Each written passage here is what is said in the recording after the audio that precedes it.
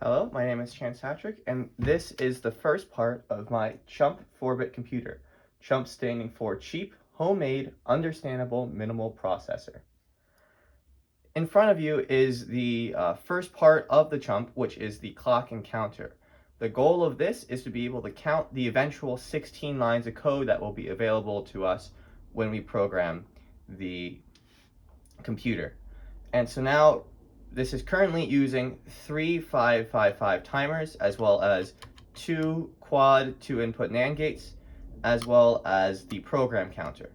Now currently, what it is doing, it is switching between the astable 555 timer and the monostable timer by using the bistable timer as a select device. So for example, if I were to switch this select from high to low, it would go into bistable mode, as monostable mode. And so I can now manually count the 16 lines, and I can use this input here to clear the counter, and then when I switch this back, it'll start again. And it flows over once it reaches the binary 15. These two inputs here are the used for the load, which represent a different part of the project. And what that allows us to do eventually is to load a specific line of the program into the counter, and so that we can jump between lines of programming. The 555 timers, all three, have been covered in previous videos, so I will not get into them much in detail here. But what is important is how the logic functions with these NAND gates here. So here is a illustration of the NAND gates logic that is being used in the circuit. Here we have the pulse of the astable 555 timer. Here is the select, which is our bistable 555 timer, and this is the monostable 555 timer. So that is being our automatic and manual counters.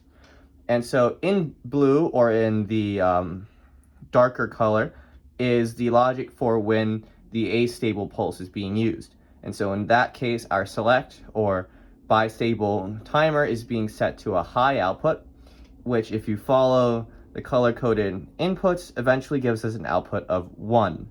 And similarly, when the select is set to 0, so the LED that was at the bottom of the screen would be off, then we're using the manual pulse.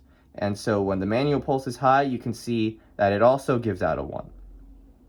Over here is a halt input that will be used later in the counter. And for now, this is simply giving 2 low inputs into a NAND gate, which would give us a stable high output. This will not change in the circuit.